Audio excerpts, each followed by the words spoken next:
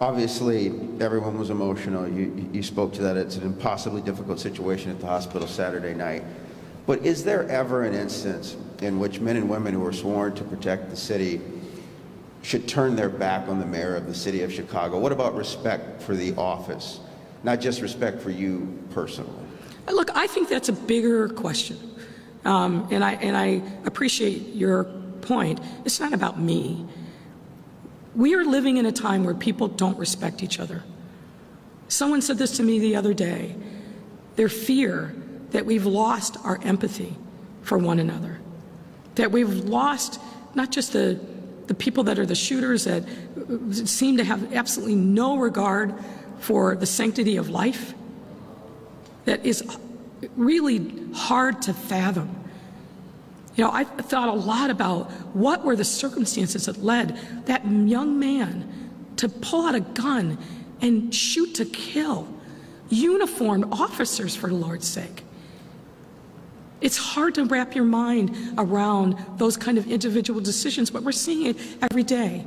But larger than that is this moment where people feel like it is their right to spew hatred at everyone that they don't agree with, or make fun and mock, usually anonymously and cowardly, from social media. Not confronting somebody directly and talking to them, but using the power of the pen and the keyboard to just spew unbelievable hate. So this is a larger question than what may have happened with 10 or 15 officers on Saturday night. It's why do we think it is okay for people to engage in such nasty, vicious talk, orally or worse, on social media, and then have it repeated by media as if it is fact and true. I've said this before. I think the media plays a very important role in our democracy. But you lose me when it's a race to the bottom, and it's all about the fight, and it's all about the conflict. I got to tell you, some of the reporting I've seen this week is just sickening. We all need to ask ourselves what we can do better to show our people everywhere that we have the capacity to be human beings again. There's a woman who died earlier this summer, and I had the privilege of speaking at her funeral. I talked to several of her friends to get some better insights on her. One who'd done tremendous things to contribute to her community, the Chinatown community notably. She's on her deathbed. She knows her days, and maybe her moments are numbered. But still, she had one wish and aspiration for us, which is that as Chicagoans, we learn to love each other and fall back in love with each other more deeply and stronger than ever. She gave us a gift, and a gift that we dare not squander.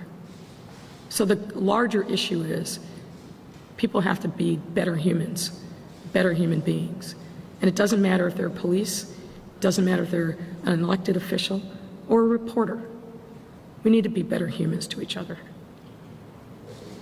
Officers are upset that the first Deputy Superintendent, Eric Carter, they say did not wait for the bagpipers Saturday night before taking Officer French's body to the medical examiner's office. Did you know that that happened, and what do you think about that ritual being skipped? So, thanks for listening, Taman. But I'll answer your question anyway.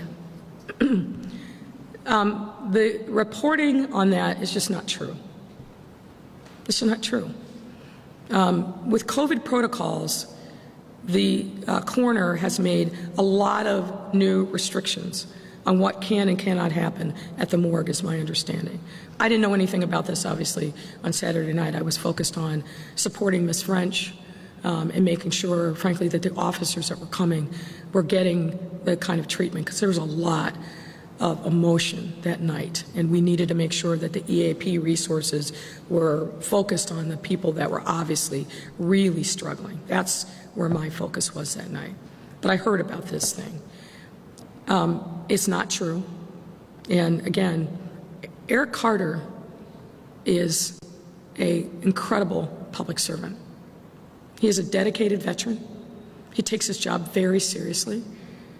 But what people don't like is he wasn't part of the Friends and Family program. He just did his job. And he came up through the ranks and he worked his tail off. And now he's the first deputy. There was no official honor guard. My understanding is there was no official honor guard that night. There was, I'm going to choose my words carefully, I think well-meaning, but not well-organized group that wanted to hijack the procession, which would have meant that the family would have been delayed exponentially in getting to the morgue. And again, given the new restrictions that the new coroner has put in place, that wouldn't have been fair to them, and they may have lost an important window of time. So a call was made under those circumstances to focus on the family. Eric Carter made the right call. I support what he did, and I'm horrified that in this moment, people are trying to savage him for whatever agenda or purpose. And I would just caution you all, be careful. Be careful. Check your sources. Make sure they're accurate. Get the right context. Because I know firsthand, it's really hard when the media becomes ferocious in propagating a story that's just not true.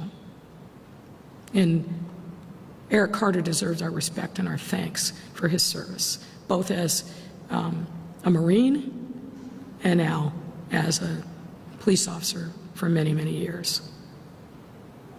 Mayor, Greg Wall from ABC 7, off topic. No question from Pratt?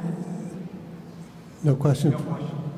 Okay, go ahead, Craig. Do you have an update on the other officer's condition that you could share with us at this point? Yeah, my information is as of yesterday afternoon, so I don't have information yet this morning. He is making small but positive progress. Again, I don't want to overshare because I think that really is his family's right. But given what we feared on Saturday night, he is getting great care. He's surrounded by a family that's loving and praying on him and a lot of colleagues who are pulling for his recovery, and he is making some incremental progress. And you were talking about respect earlier. Can you respond to the criticism that has been made of you that you forced your way upstairs to see that officer's family when his father Craig, asked you know what? not to? I'm not going to respond to that. I don't force my way anywhere. And that's offensive, frankly, that you would ask me that question. Heather Sharon with an off topic. I mean, just think about it, Craig, for 10 seconds. I just sat here and talked about the fact that we've got to be really careful, and you have to be really careful in your reporting and be responsible. And you just keep lobbing this nonsense that's offensive and insulting and really does a disservice to the moment that we're in. My role as mayor when I go to the hospital is to be there to show support, to make sure that city services are there and we're being responsive to the needs of whoever it is. So come on, give me a break. It's just, what else? What else are you going to mine from the bottom of the chum barrel? Come on, you're better than that. You're better than that. You're better than that. Go ahead, Heather. Thank you very much, Mayor. Appreciate it. Thank you. Thank you.